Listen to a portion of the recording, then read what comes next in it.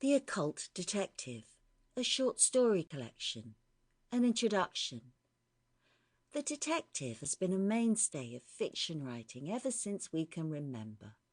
Their deductive powers, their intuition and fleet-footed grasp of every detail can often turn the unlikeliest situation, or bunch of red herrings, into a breakthrough to capture even the most ingenious and dastardly of criminals.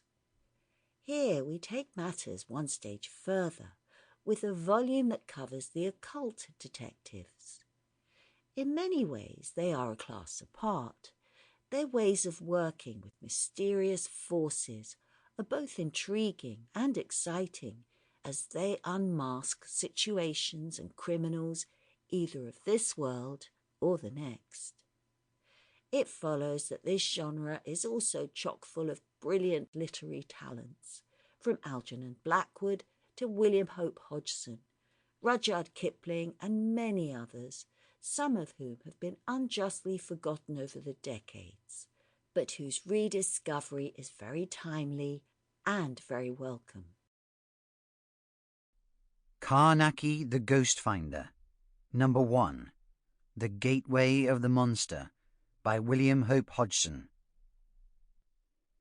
In response to Carnacki's usual card of invitation to have dinner and listen to a story, I arrived promptly at 427 Cheney Walk to find the 3 others who were always invited to these happy little times there before me. 5 minutes later, Carnacki, Arkwright, Jessup, Taylor and I were all engaged in the pleasant occupation of dining. "You've not been long away this time," I remarked as I finished my soup, forgetting momentarily Carnacki's dislike of being asked even to skirt the borders of his story until such time as he was ready. Then he would not stint words. "That's all," he replied with brevity, and I changed the subject, remarking that I'd been buying a new gun, to which piece of news he gave an intelligent nod and a smile which I think showed a genuinely good-humoured appreciation of my intentional changing of the conversation. Later, when dinner was finished, Carnacki snugged himself comfortably down in his big chair along with his pipe and began his story with very little circumlocution. "As Dodgson was remarking just now, I've only been away a short time, and for a very good reason, too. I've only been away a short distance. The exact locality I am afraid I must not tell you, but it is less than 20 miles from here, though, except for changing a name, that won't spoil the story. And it is a story, too, one of the most extraordinary things ever I have run against.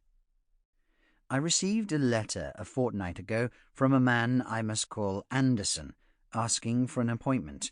I arranged a time, and when he came, I found that he wished me to investigate and see whether I could not clear up a long-standing and too well, authenticated case of what he termed haunting.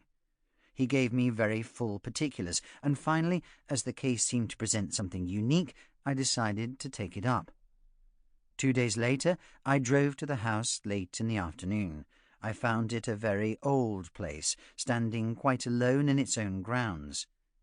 Anderson had left a letter with the butler, I found, pleading excuses for his absence and leaving the whole house at my disposal for my investigation. The butler evidently knew the object of my visit, and I questioned him pretty thoroughly during dinner, which I had in rather lonely state. He is an old and privileged servant, and had the history of the Grey Room exact in detail. From him I learned more particulars regarding 2 things that Anderson had mentioned in but a casual manner. The first was that the door of the Grey Room would be heard in the dead of night to open and slam heavily, and this even though the butler knew it was locked and the key on the bunch in his pantry.